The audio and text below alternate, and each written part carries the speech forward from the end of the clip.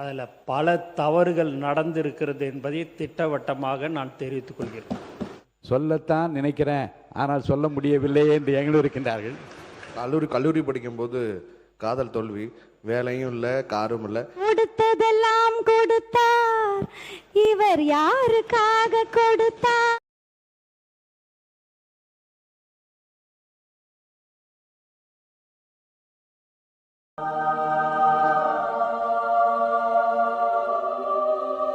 அன்புமிகு முதலமைச்சர் அவர்கள், 1 லிட்டர் கொள்முதல் விலை 38 ரூபாயிலிருந்து 41 ரூபாயாக உயர்த்த அரசு முடிவு செய்துள்ளது.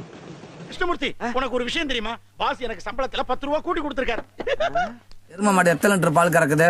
தம்பி, இது எரும மாடு இல்ல, பசுமாடு. அது பசுமாடுன்னு எனக்கு தெரியாதா? நான் கறக்குற எரும மாட்டை கேட்டேன். மருத்துவ காப்பீட்டுத் தொகை 5 லட்சத்திலிருந்து ரூபாய் 25 லட்சமாக உயர்த்தப்படும். நோட் பண்ணுங்கப்பா, பின்றாம்பா.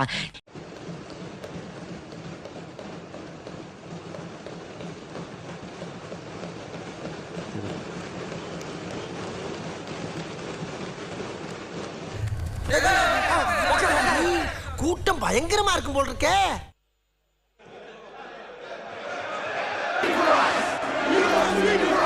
நீங்க படிங்க. உட்காருங்க.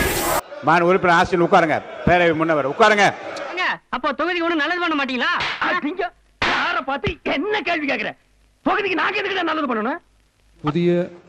7 புதிய அரசு செவிலியர் கல்லூரிகள் தொடங்கப்பட்டு 660 பிஎஸ்சி செவிலியர் மாணாக்கர் இடங்கள் உருவாக்கப்பட்டு இப்பொழுது எதிர்கட்சி தலைவரும் தன் துக்கத்தை, தன் துயரத்தை, தன் மனபாரத்தை இதயத்தில் மின்னலாய் பாய்ந்த இந்நிலை உங்களிடம் இறக்கி வைப்பார். அனைத்து சட்டமன்ற உறுப்பினர்களுக்கும் அரசு சார்பில் வாகனம் வழங்கப்படும் என்பதை மகிழ்ச்சியோடு தெரிவித்துக் கொள்கிறேன். எனக்கா? உனக்குதான். ஐயோ நான் என்ன செய்வேன்? யார்கிட்ட போய் சொல்லுவேன்? ராமா ஐயா, அப்படி ஈஸ்வரா. வாகனத்திற்கு ஓட்டுநர், எரிபொருள், வாகன பராமரிப்பு உள்ளிட்ட செலவினங்களுக்காக மாதந்தோறும் ரூபாய் 75,000 வாகன படியாகவும்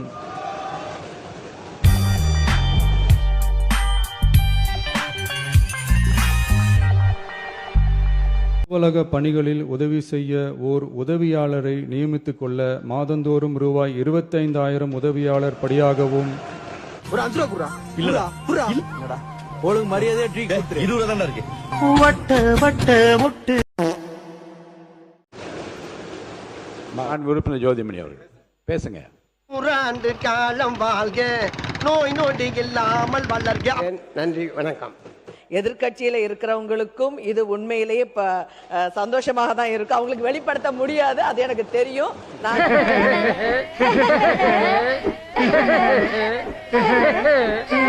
இரண்டாம் முறை சட்டமன்ற உறுப்பினராக இருக்கக்கூடிய எங்களையும் கொஞ்சம் கனிவோடு பார்த்து, ஏன்னா அனைவருக்கும் தான் சொல்லியிருக்காங்க. வாகனம் அனைவருக்கும் தான். முதல் முறை மிக்க மகிழ்ச்சி. நன்றி. கொடுத்ததெல்லாம் கொடுத்தார், இவர் யாருக்காக கொடுத்தார்? ஒருத்தருக்காக கொடுத்தார், இல்லை ஊருக்காக கொடுத்தார். என்னையா அவனுங்க எவனுமே கை தட்ட மாட்டானுங்க. தேங்க்யூ. தேங்க்ஸ். ஒரே நாளில் இவ்வளோ இன்பதிர்ச்சியை கொடுத்தா எப்படி எங்களுக்கு தாங்கிறதுனே தெரியல. உள்ளபடியே இந்த பால் விலைக்கு 300 கோடி ரூபா ஒரு வருஷத்துக்கு செலவு. பெரிய ரொம்ப நன்றி. கார் இருக்கு, ஆனா நம்முடைய அரசு கார், முதலமைச்சர் கொடுத்த கார்ல செல்றாங்கிற பெருமையோட நாளையிலிருந்து நான் என் தொழிலுக்கு செல்லுவேன். ஏப்பா, காரெல்லாம் பெரும்போட்ஸா இருக்கு. எப்பப்பா வாங்குனீங்க? சொல்லவே இல்ல. சொல்லாம தானே போன் எடுத்தேன். ரீசார்ஜ் பண்ண 10 ரூபாயில காரை வாங்கி விட்டேன். கொடுக்கிற காரை இன்னோவா காராக கொடுத்தால் நன்றாக இருக்கும் என்று பின்னால் இருக்கின்ற உறுப்பினர்கள் சொல்லுகின்றார்கள்.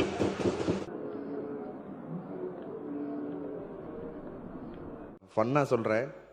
நான் கல்லூரி படிக்கும்போது காதல் தோல்வி, வேலையும் இல்லை, காரும் இல்லை. இன்னைக்கு வேலையும் கொடுத்துருக்காரு தலைவர், காரும் கொடுத்துருக்காரு.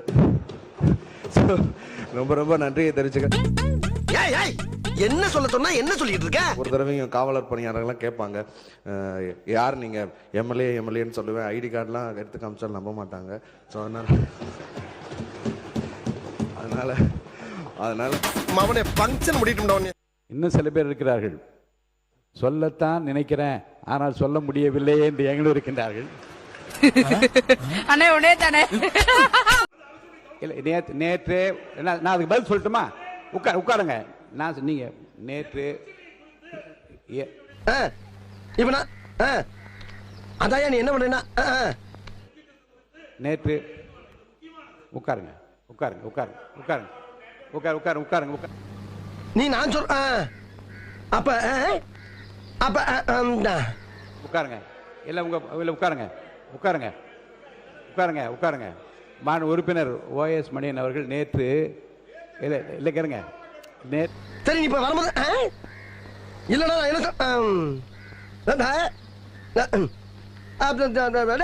கடிதம் கொடுத்த உடனே அது மாண்புமிகு முதலமைச்சருடைய அலுவலகத்திற்கு அது கொண்டு செல்லப்பட்டிருக்கிறது. பதில் வந்ததும் எடுத்துக்கொள்கிறேன். சொல்ற வேலை விட்டே போயிட்டோம் அப்படின்னு சொல்லிடுறார். ஒரு சின்ன பிரச்சனைக்கு போய் இருக்க வேண்டும். அருள் கூர்ந்து இப்போதும் வெளிநடப்பு செய்திருக்கின்ற உறுப்பினர்களை பற்றி நான் சொல்கிறேன். ஐயோ மீண்டுமா அவர் சொல்கிறார்கள், அமைச்சர் பெருமக்கள் எழுந்து பேசுகிற போதே தவறு நடந்திருக்கலாம் என்று அவரே சொல்கிறார். முதலில் தவறு நடந்திருக்கலாம் என்று ஒப்புக்கொண்டதற்கு ஒரு பணிவான நன்றியை தெரிவித்துக் கொண்டு, ஆதாரங்களை நாங்கள் காட்டும் போதே இப்படி பேசுகிறார்கள். மாண்புமிகு முதலமைச்சர் ஆதாரங்களை வைத்திருக்கிறார், அவர் ஒருவேளை எடுத்து காட்டிவிட்டார் என்று சொன்னால் அவர்கள் நிலைமை நினைத்து பார்த்தேன். கொஞ்சம் கவலையாகத்தான் இருக்கிறது.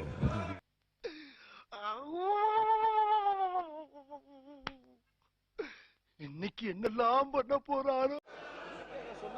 ஆதாரம் மாண்புமிகு முதலமைச்சர் உட்காருங்க. மாண்புமிகு முதலமைச்சர் உட்காருங்க. மாண்புமிகு முதலமைச்சர் கொஞ்சம் சீக்கிரம் முடிச்சு விடுங்கம்மா, அம்மா கரையில கொஞ்சம் வேலை இருக்கு. ஆதாரம்னு கேட்குறாங்க. ஒரு 1 வீக் பேக் மாண்புமிகு நிதி அமைச்சர் பேசும்போது ஒரு 3 டிபார்ட்மெண்ட்லேருந்து ரிவ்யூ பண்ணி அந்த ஃபைல்ஸ்லாம் என் டேபிளில் இருக்குன்னு சொன்னார். அது ஏதோ போகிற போக்கில் அவர் சொல்லலை, உண்மையிலேயே என் டேபிளில் இருக்கு. அத்தனையும் ப்ரூஃபோடு இருக்கு. ஓபன் பண்ண வச்சிடாதீங்க. வரணும் வேற துறைக்கு இடமே இல்லப்பா. இதாப்பா எண்டு எப்ப ஒரு பேச்சுக்கு அங்க வாங்கியவான்னு சொன்னா உடனே சொன்ன இடத்துக்கு சரி வந்து பீதிய கிளப்பலாம். என்னப்பா நியாயம்? எப்போ ஓபன் பண்ணணுமோ அப்போ கரெக்டா எல்லாமே ஓபன் ஆகும். நான் என் வாழ்க்கையில வாங்குற ஒவ்வொரு அடியும் ஒவ்வொரு குத்தும் என் வாயால நானே வாங்கிக்கிட்டதுடா. பேரவை தலைவர் அவர்களே, நம்முடைய மதிப்பிற்குரிய அண்ணன்கள் எல்லாருமே பேசுங்கன்றாங்க. ஆனா முதலமைச்சர் பேச ஆரம்பிச்சார்னா, ஆதாரத்தை காட்ட ஆரம்பிச்சார்னா என்ன நடக்கும்ன்றது இதுல இருந்தே நம்ம புரிஞ்சிக்க முடியும். ரெடியா?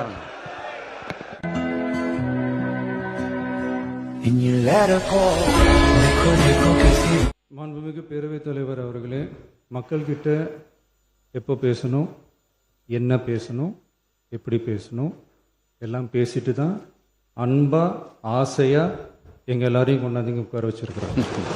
நான் பேசுவேன், பேசக்கூடாதுன்னு ஒன்றும் இல்லை. இடைத்தேர்தலையாவது சில பேருக்கு நல்லது நடக்கணும்ல.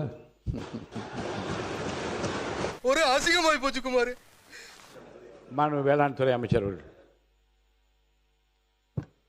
மாண்புமிகு பேரவைத் தலைவர் அவர்களே, முன்னாள் அமைச்சர் 9 முறை சட்டமன்ற உறுப்பினர் அவர்கள் கூறினார், நாங்கள் தான் வீடு கட்டி கொடுத்தோம் சொன்னாங்க. வீடு கட்டி கொடுத்தீங்க, ஆனால் அந்த வீட்டோட தரத்தை எப்படி இருக்குன்னு கொஞ்சம் போய் பாருங்க. ஒவ்வொரு வீட்லேயும் பார்த்தீங்கன்னா அங்கங்கே உடஞ்சி தொங்குது, கம்பி தெரியுது. இதில் பார்த்தீங்கன்னா அதுக்கு மறுசீரமைப்புன்னு சொல்லி 50,000லேருந்து 55,000 சொல்றீங்க. ஆனால் பார்த்தீங்கன்னா 2 கிலோ சிமெண்ட்டை பூசி விட்டு ஒரு வெள்ளை சின்னாம்பு அடிச்சுட்டு மறுசீரமைப்புன்னு பண்ணியிருக்காங்க. இதை கொஞ்சம் ஆய்வு செஞ்சீங்க. நான் ஒத்துக்கிறேன். ஐ அம் சரண்டர். உனக்கு பிறந்தாடா சொல்ல முடியும். பேரவை நிகழ்ச்சிகள் பேரவையின் இந்திய நிகழ்ச்சி இத்துடன் முடிவுற்றது. பெர்ஃபார்மன்ஸ் பண்ண வர்றா. பேரவை இந்திய நிகழ்ச்சி இத்துடன் முடிவுற்றன. பேரவை மீண்டும் நாளை காலை 9:30 மணி கூடும். வணக்கம்.